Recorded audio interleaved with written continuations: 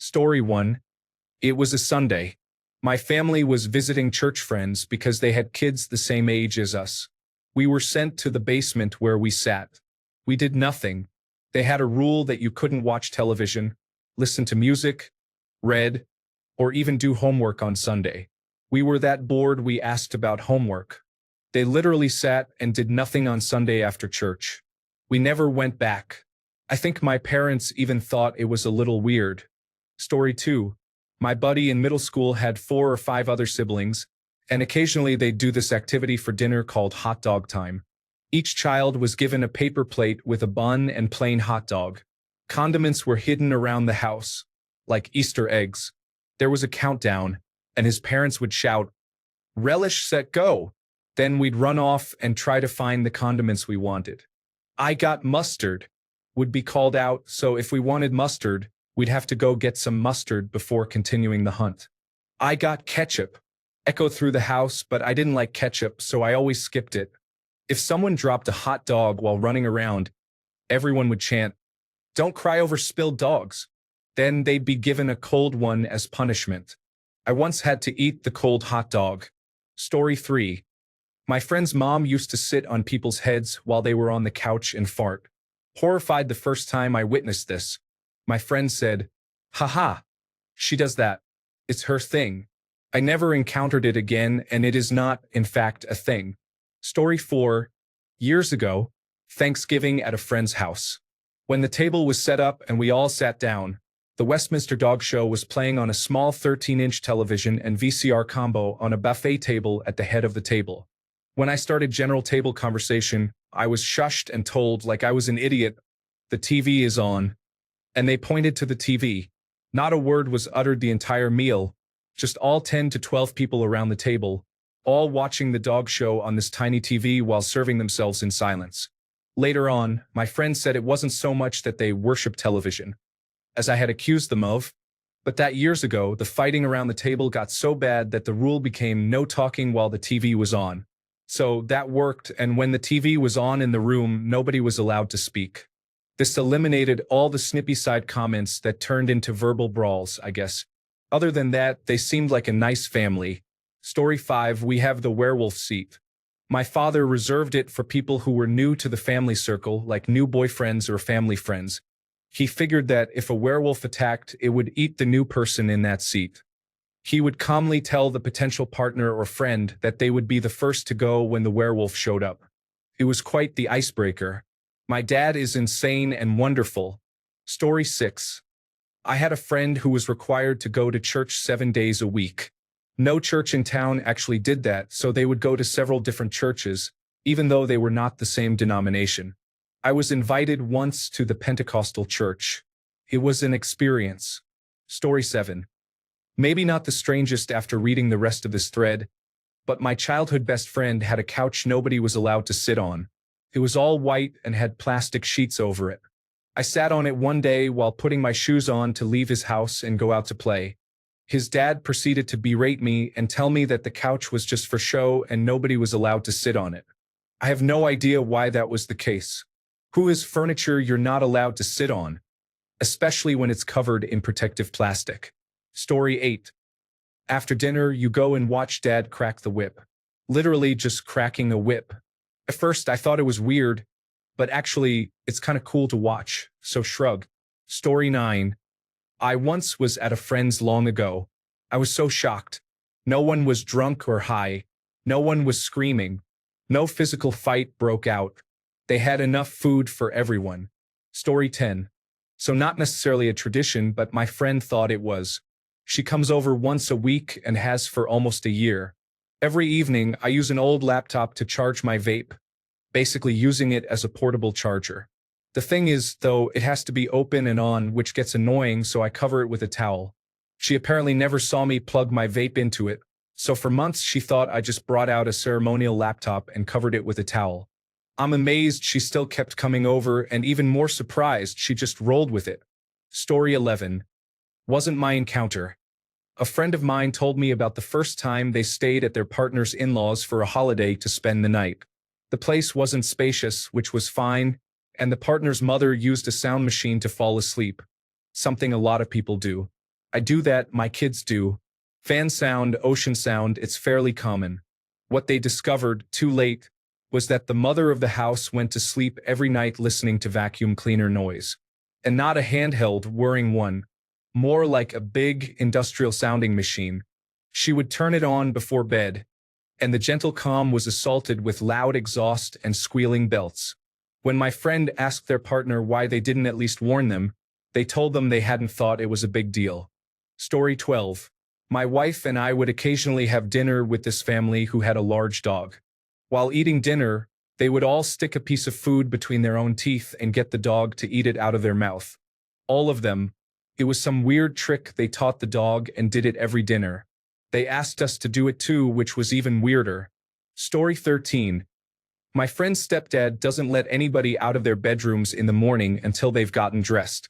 You can't even go to the bathroom or eat breakfast in the morning in your pajamas because it's sloppy. I hate that guy. Story 14. 40 years ago, my friend's Bulgarian mom got McDonald's for dinner. Exciting. She set the table as if it were a major holiday. Okay, whatever. She took all the food out of the wrappers and put it on plates. Sure, classy. That's cool. We sat down, so it was time to dig in. I picked up my Big Mac like a normal person and felt eyes upon me. Everyone else was eating their sandwich with a fork and knife. I just couldn't. I ate it with my hands and shrugged. Oh, the same friend would bring sandwiches to school with half-inch thick slices of cold-cut meat and half-inch thick slices of cheese. My mom buys a few pounds of uncut deli meat at a time and slices it herself. That looked so unappetizing. Remember, it's the 1980s with brown paper bags, no fancy cooled bags. So that slab of American cheese was melty and surely stuck to the top of my friend's mouth like glue. Weird. Story 15. In middle school, a friend's mom invited me to come over for dinner before we would leave for a concert, which was nice. But I found it just a little odd that it was the night the two kids of the house had to make dinner as a chore, and I was expected to help since I was a kid too.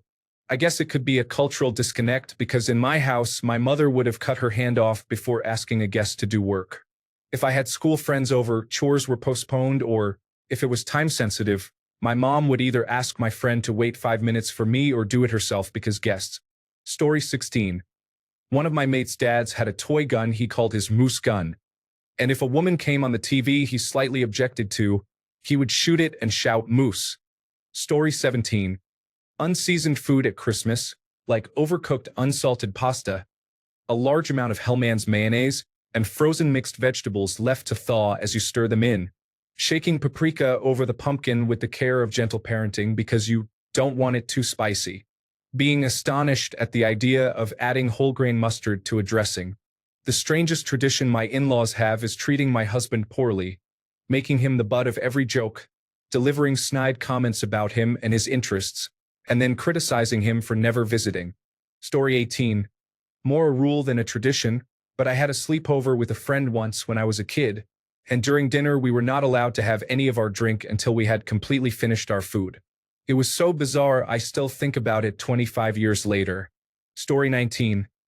I remember as a kid at my friend's house they would make open-faced sandwiches with white bread and a thick layer of butter covered in sugar. I had never had that before, but not gonna lie, it was tasty. Story 20. Can binge drinking count as a family tradition? I'm talking about those parties when you go in and at first you're like, oh wow, that's a lot of alcohol. And then a few hours in you're like, does my friend come from a family of functional alcoholics? I hope I don't come off as judgmental. It's just strange when you mostly hang out with people who don't drink much to see how much actual binge drinking is normalized in some families. Oh, and also, some of the older generations haven't gotten the memo that it's not cool anymore to pressure people to drink. That might be what bothers me most about it. Story 21. A few doors down from us lived a family surrounded by a silly rumor that they might be cannibals. I was always the nice kid who played with everyone. Their family invited me over for being nice to their daughter. Her family seemed genuinely excited to have me there. I was getting superstar treatment. Then the smell of food hit me, but at a weird hour. It wasn't quite breakfast, brunch, or lunch. Maybe an early dinner? The mom was cooking these massive bratwurst sausages. huge and unlike anything I'd ever seen in the market. They looked homemade, which felt so out of place for a suburban black family. They didn't have a mini farm or anything, so the rumors from the neighborhood started creeping into my 10-year-old brain, and I had to fight off intrusive thoughts. I was paranoid that they were all about to watch me eat. My manners forced me to cut into the thick, foreign texture. I had also recently watched a documentary about indigenous people eating bull penis, and I started gagging, so I took a deep breath. There were no sides, just the sausage. I nervously asked if there might be eggs, rice, something to go with it. Eating a giant plain singular sausage on a plate like that felt so bizarre to me, and it wasn't good. I love sausage, but whatever that was tasted terrible. Later, I learned they were a military family, and eating bratwurst was a tradition they'd picked up overseas. Story 22. An older couple lived with the wife's son, who was in his mid-30s. Since the son and husband didn't have the same taste in food, the wife cooked 2 separate dinners for them every night. Story 23. Around 1995 or 1996, I was at a friend's house, and we were watching The Fresh Prince of Bel-Air. The kid's dad calmly walked into the room, turned the TV off, and said, "Sorry, we don't allow black shows in this house." The look he gave my childhood friend was very frightening, filled with true hateful rage. It was also extra scary because his dad looked exactly like Ralph Fiennes in Red Dragon. I still see that kid from time to time. He works at the Verizon store, so I go to him when I need a new phone. I do not ask how his dad has been. Story 24. They all got up at 7 a.m. sharp, showered and dressed for the day, and then went downstairs to eat breakfast together at the table. I guess that's not weird in itself. Well, it was for me. The weird thing is that apparently they didn't inform guests of that.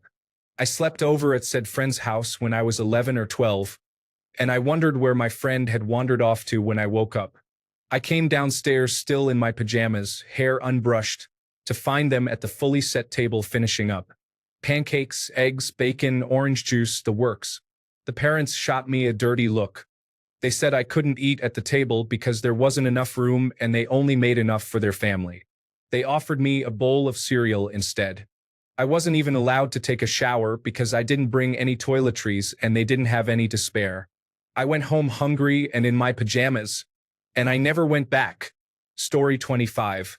My ex and her family will not go to concerts for any band without all wearing shirts of the band. They invited me to a Fall Out Boy show once, and my ex, still wife at the time, asked me to pick out a shirt from their merchandise site to order so I would have something to wear. She was disgusted when I said I didn't really want to buy one. Her mom and sister also seemed pretty annoyed that I was comfortable going to that show in a shirt that I actually wanted to wear. She then explained that whenever they buy tickets to a show, the very next thing they do is buy the band's shirts to wear. You'd think these were like the front row superfan kind of people, but when it came to the actual tickets, they always bought the cheapest ones way in the back and stood quietly for the entire show, maybe quietly singing along if they knew enough of the lyrics. Story 26. I read a babysitter's response on Time on a question like this, and she said the family kept an open bag of Costco hot dogs on the counter, and everyone in the house would just walk by, grab one, and eat it. Story 27. I was a kid sitting with my friend and her parents after dinner reading a Christian devotional with subsequent discussion and prayer. I was also Christian, but it still weirded me out. Story 28. Mine's pretty tame compared to others. I was at my friend's house and she was making spaghetti. Instead of marinara sauce, she used ketchup. I was horrified. She's Eastern European, so maybe that's a thing where she's from. Story 29. All I can think of right now are 2 things from a former friend's house. This is from back in middle school and high school in the late 1990s and early 2000s. We were in her kitchen looking for snacks, and I asked if I could have something. Nope, it was her dad's. This was unfathomable to teenage me, as in my house, food belonged to everyone. First come, first served. She also didn't really snack like ever. I would always end up hungry as hell when we hung out at her place. I eventually learned to bring my own stash. Don't get me wrong, they had food, but it was mostly for actual meals. It wasn't a money issue. They just didn't snack or go for seconds. Sometime in high school, she and her mom got in an argument over something. You know you've been good friends with someone for a long time when their mom is comfortable yelling at them in front of you. At some point, her mom mentioned being mad at herself for something or other. Back then, this concept had never occurred to me. In all my experience up until that moment, if someone was mad or upset, someone or something else made them angry.